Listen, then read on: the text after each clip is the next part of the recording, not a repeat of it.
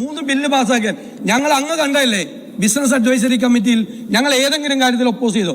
പണ്ട് നിങ്ങൾ പ്രതിപക്ഷത്തിരിക്കുമ്പോൾ 2ാമത്തെ ബില്ല് വന്ന് 3ാമത്തെ ബില്ലാണെങ്കിൽ പറ്റില്ല എന്ന് പറയും. ഞങ്ങൾ എല്ലാത്തിനോട് സഹകരിക്കുക.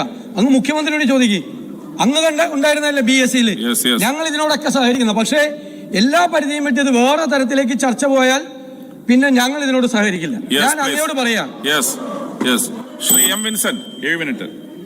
സർ, എനിക്ക് മുമ്പ് സംസാരിച്ച ബഹുമാനപ്പെട്ട വർക്കല അംഗം വിലക്കയറ്റത്തെക്കുറിച്ച് ശ്രീ വിഷ്ണുനാഥ് പറഞ്ഞ കണക്കുകൾ ഖണ്ഡിച്ചുകൊണ്ട് സംസാരിക്കുമെന്നാണ് ഞാൻ പ്രതീക്ഷിച്ചത്.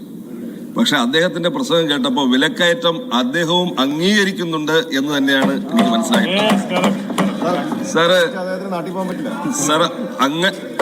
സാർ അങ്ങനെ പറയാതെ അങ്ങേക്ക് നാട്ടിൽ പോയി ആൾക്കാരെ അഭിമുഖീകരിക്കണ്ടേ, ജനങ്ങളെ അഭിമുഖീകരിക്കണ്ടേ? സാറ്, ഇവിടെ വിലക്കയറ്റമില്ല എന്ന് കരുതുന്ന ഒരേ ആളേ ഉള്ളൂ, അത് നമ്മുടെ ഭക്ഷ്യ സിവിൽ സപ്ലൈസ് വകുപ്പ് മന്ത്രി മാത്രമാണ്.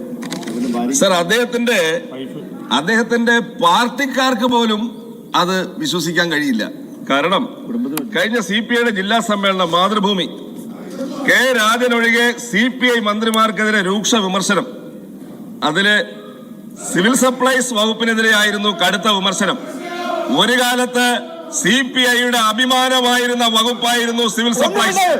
ഇന്നത് അപമാനമായി മാറി. വെളിച്ചെണ്ണ വില ഇത്രയും ഉയർന്നിട്ടും ഒരു ഇടപെടലും ഇല്ല.